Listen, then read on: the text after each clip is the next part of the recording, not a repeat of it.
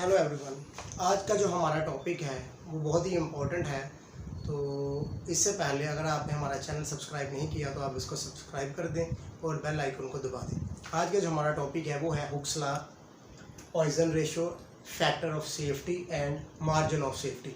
तो सबसे पहले हम पढ़ते हैं कि हुक्स लॉ क्या है। इससे पहले अगर आपने लोड्स की टाइप्स, एक्सियल लोड्स है, लॉन्गिट्यूडनल लोड्स है, ट्रांसवर्स लोड्स है, स्ट्रेसेस की टाइप्स या स्ट्रेन की टाइप्स अगर आपने नहीं पढ़ी तो इससे पहले डिस्क्रिप्शन में हमारा जो लेक्चर का मैंने लिंक दिया हुआ है, आप उधर से जाके वो भी पढ़ सकते हैं। तो आए हम आप जो लेक्चर स्टार्ट करते हैं। सबसे पहले हुक्स लॉ। हुक्स लॉ क्या होता है हमारे पास? हुक्स लॉ ये होता है कि स्ट्रेस और स्ट्रेन डायग्राम के अंदर जब आप एक किसी बॉडी के ऊपर स्ट्रेस लगाते हैं तो उस बॉडी के अंदर जो शेप में चेंज आता है जिसको हम डेफॉर्मेशन कहते हैं, तो वो with in the elastic limit होती है। यानी कि जितनी ज़्यादा आपने स्ट्रेस लगाई है उतनी ज़्यादा स्ट्रेन उस बॉडी के ऊपर अगर पैदा होती है तो उसको हम कहते हैं हुक्स लॉ। यानी कि स्ट्रेस डायरेक्टली प्रोपोर्शनल होती है स्ट्रेन के। यानी कि अगर मैंने 4 न्यूटन फोर्स लगाई है और 4 ही आपकी जो है वो डेफॉर्मेशन हुई है तो इसको हम कहते हैं कि ये with in the elastic limit है और इसको हम कहते हैं कि ये हुक्स लॉ है। ठीक है। तो when the material is loaded within the limit of proportion the strain is directly proportional to the stress. तो जो आपकी जो स्ट्रेन होती है वो स्ट्रेस के डायरेक्टली प्रोपोर्शनल होती है। ठीक है। तो ये होता है हमारा हुक्स लॉ। यानी कि जब आपने किसी बॉडी के ऊपर फोर्स लगाई है तो उस बॉडी के अंदर जो डेफॉर्मेशन पैदा हुई है वो उतनी ही होती है जितनी आपने स्ट्रेस लगाई है, तो उसको हम कहते हैं कि ये हुक्स लॉ है। ठीक है। यानी कि इसकी जो रेशो होती है वो फिक्स हो जाती है। यानी कि डायरेक्टली प्रोपोर्शन का मतलब ये होता है कि अगर एक चीज़ बढ़ती है तो दूसरी चीज़ भी बढ़ती है, या अगर एक चीज़ कम होती है तो दूसरी चीज़ भी उतनी ही कम होती है। यानी कि जो दोनों की रेशो होती है ना वो फिक्स हो जाती है, तो इसको हम कहते हैं हुक्स लॉ। नेक्स्ट है हमारे पास factor of safety. Factor of safety जो होता है ये इंडस्ट्रियल पॉइंट ऑफ व्यू से बहुत ज़्यादा इंपॉर्टेंट है क्योंकि ये मोस्टली हर जगह पे यूज़ हो रहा है। तो मैं आपको सिंपल अल्फाज में फैक्टर ऑफ सेफ्टी समझाऊंगा। पहले इसकी डेफिनेशन पढ़ लेते हैं, ये होता क्या है। ठीक है। उसके बाद मैं इसको सिंपल अल्फाज में आपको एग्जाम्पल्स के साथ इसको समझाता हूँ। तो फैक्टर ऑफ सेफ्टी क्या होता है? It is the ratio of ultimate load or maximum load or failure load to the permissible or allowable stress. यानी कि जब आप किसी बॉडी के ऊपर जो मैक्सिमम लोड लगाते हैं, जो आप फेलियर स्ट्रेस लगाते हैं, जो आप अल्टीमेट स्ट्रेस लगाते हैं, आपने उसकी रेशो लेनी है वर्किंग स्ट्रेस के साथ या अलाउएबल स्ट्रेस के साथ। तो ये दोनों की जो रेशो होती है इसको हम कहते हैं फैक्टर ऑफ सेफ्टी। सिंपल अल्फाज में ये है कि मेरे पास अगर एक चेयर है और मैं कहता हूँ कि चेयर के ऊपर आप 10 न्यूटन वेट लगा सकते हैं, वो जो 10 न्यूटन वेट है वो आपकी अल्टीमेट स्ट्रेस है, यानी कि वो मैक्सिमम आपकी स्ट्रेस है जो 10 न्यूटन का आपने लोड लगा दिया।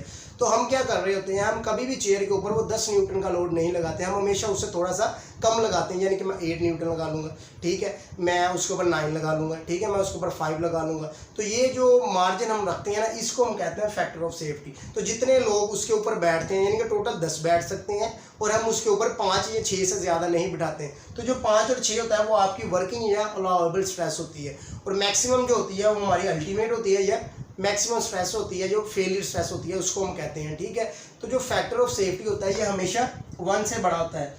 FOS mean factor of safety, ये ऑलवेज ग्रेटर देन 1 होता है। यानी कि अगर मेरे पास एक सोफ़ा है या हमारे पास एक बॉयलर है, यानी कि आप इंडस्ट्री में जाते हैं तो वहाँ पे बॉयलर लगाता है। फॉर एग्जांपल मैं कहता हूँ कि बॉयलर में जो प्रेशर है वो हमने 10 PSI होना चाहिए। एग्जांपल दे रहा हूँ। ठीक है। मैक्सिमम जो प्रेशर है वो 10 PSI है। तो वो जो 10 PSI है वो हमारा अल्टीमेट या मैक्सिमम या फेलियर होता है। ठीक है। यानी कि उससे ज़्यादा आप नहीं लगा सकते, उससे ज़्यादा लगाएंगे तो क्या होगा कि आपका जो बॉयलर है वो बस्ट हो जाएगा।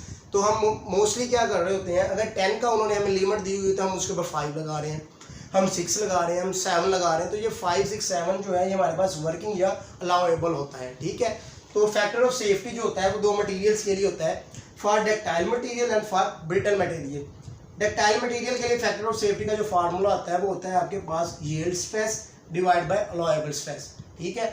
और जब आप ब्रिटल मटेरियल लेते हैं तो उसके लिए जो फैक्टर्स ऑफ सेफ्टी होता है वो होता है अल्टीमेट या maximum stress divide by allowable stress. ठीक है।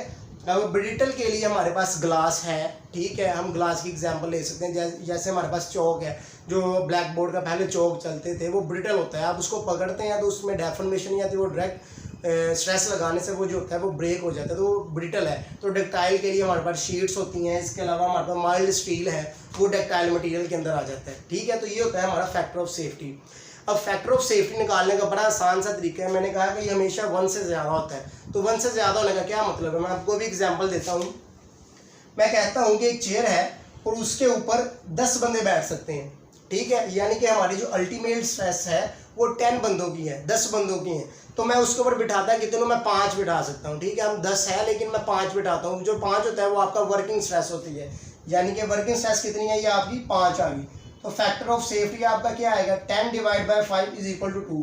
तो यहाँ पे हमारा फैक्टर ऑफ सेफ्टी आया 2। इसी तरह अगर कोई बस है उसके अंदर 100 पैसेंजर बैठ सकते हैं, तो मैं अगर उसके ऊपर 50 पैसेंजर बिठाता हूँ तो मैं कहता हूँ कि जो 100 है 100 है वो आपकी अल्टीमेट स्ट्रेस है, ठीक है, और जो 50 है वो हमारी अलाउएबल है, ये वर्किंग है। तो 100 डिवाइड बाई 50 तो इसका फैक्टर ऑफ सेफ्टी 2 निकल आता है, ठीक है। फैक्टर ऑफ सेफ्टी के अलावा एक दूसरी टर्म भी यूज़ होती है, ये एग्जाम पॉइंट ऑफ व्यू से बहुत ज़्यादा इंपॉर्टेंट होते हैं। मोस्टली टेस्ट वगैरह में ना, जो पीपीएससी के टेस्ट वगैरह होते हैं उनमें ये क्वेश्चन आ जाता है। तो मार्जिन ऑफ सेफ्टी क्या होता है, जो मार्जिन ऑफ सेफ्टी होता है ये मोस्टली जो होता है ये एयरक्राफ्ट के अंदर यूज़ होता है, और इसका जो फार्मूला होता है मार्जिन ऑफ सेफ्टी का वो होता है फैक्टर ऑफ सेफ्टी -1। यानी कि आप इसको ऐसे भी समझ सकते हैं, मार्जिन ऑफ सेफ्टी को ऐसे भी समझ सकते हैं कि total sale minus break even point. अब ब्रेक इवन पॉइंट क्या होता है, ठीक है, ये टर्म बड़ी समझने वाली है, ठीक है। आपने फॉर एग्जांपल, मैं मैन्युफैक्चरिंग कंपनी के अंदर हूँ, मैं वहाँ पे यानी कि सॉक्स बना रहा हूँ, ठीक है। तो मैं सॉक्स बनाता हूँ, उसके ऊपर मेरी कॉस्ट आ जाती है 100 रुपीज़। 100 रुपीज़ मेरी टोटल कॉस्ट आई है, और मैंने 100 रुपीज़ का ही उसको मैंने सेल कर दिया है। यानी कि मैं ना ही मैं लॉस में गया हूँ और ना ही मैं बेनिफिट में गया हूँ, ना मुझे नफ़ा हुआ है और ना ही मुझे लॉस हुआ है। तो ये होता है आपका ब्रेक इवन पॉइंट। तो मार्जिन ऑफ सेफ्टी क्या होता है कि total sale minus break even point, ये आपका मार्जिन ऑफ सेफ्टी होता है, ठीक है। इससे अगला जो है टर्म है वो है हमारे पास पॉइजन रेशो। पॉइजन रेशो क्या आती है,